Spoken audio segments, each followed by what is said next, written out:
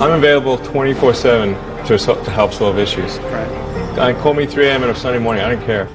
A cross-pollination of Thomas Edison and Tony Stark, Elon Musk. Were you a little naive when you thought, I can easily build an electric car and a rocket? I didn't think it would be easy. Like I said, I thought they would probably fail. But you know, like creating a company is almost like having a child. So it's sort of like, how do you say your child should not have food? So once you have the company, you have to feed it and nurse it and take care of it, even if it ruins you. Yeah.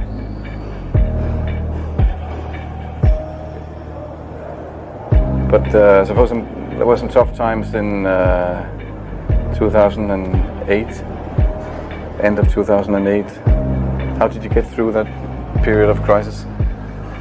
Yeah. Can we just break for a second? Sure, of course. Yeah. You want to wait a little while? Yeah, sure hope it was worth it. Sure hope so. Sure hope it was worth it. It's everything. And I was borrowing money from friends to pay the rent. Well, I mean, Tesla really faced a severe threat of death due to the Model 3 production ramp. Essentially, the company was bleeding money like crazy, and just if we didn't solve these problems in a very short period of time, we would die. And it was extremely difficult to solve them. How close to death did you come? Within single-digit weeks. 22 hours a day, or like what? How many I hours? was working, so 7 days a week, sleeping in the factory. I worked in the paint shop, general assembly, body shop. You ever worry about yourself imploding? Like it's just too much? Absolutely. No one should put this many hours into work. This is not good. People should not work this hard. They should not do this. It's very painful. Painful in what sense? It hurts my brain and my heart. Where do you come up with your best ideas? Are you on vacation, or are you kind of just like in the middle of the night you wake up and start drawing things down? Or you know, sounds really cliche, but like the shower is probably like wake up and go to shower in the morning. And I think actually what's really happened is kind of stuff is percolated in the subconscious. Right.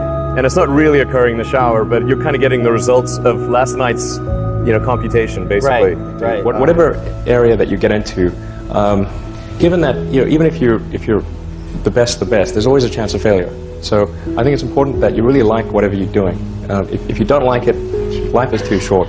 I'd say, and also if you like what you're doing, you think about it even when you're not working.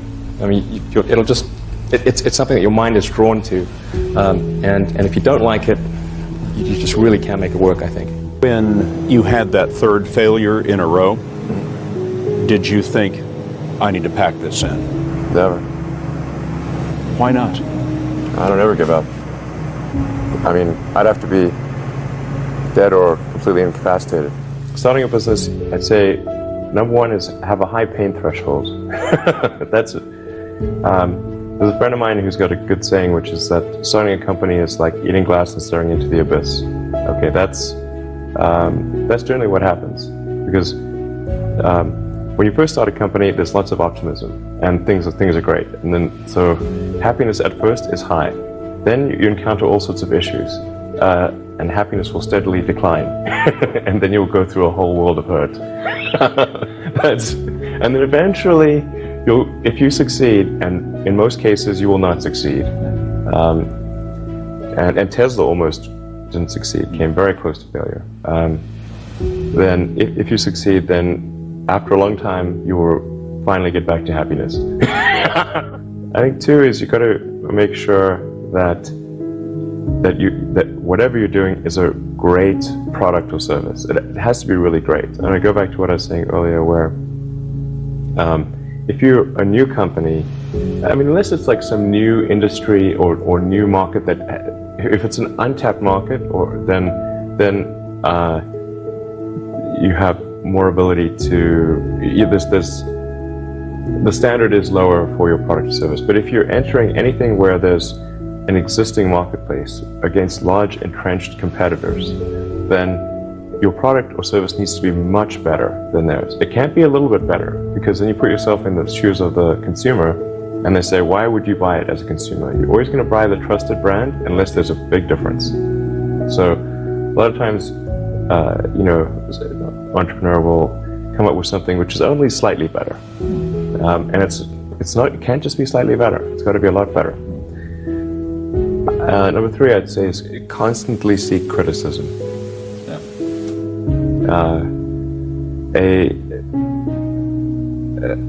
A well thought out critique of whatever you're doing is as valuable as gold.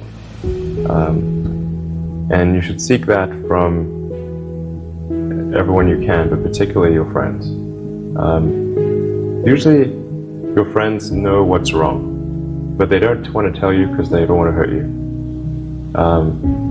So lift you up, sort of your so they'll say, oh, I would encourage my friends, so I'm not going to tell him what I think is wrong with his product. It doesn't mean your friends are right, but very often they are right.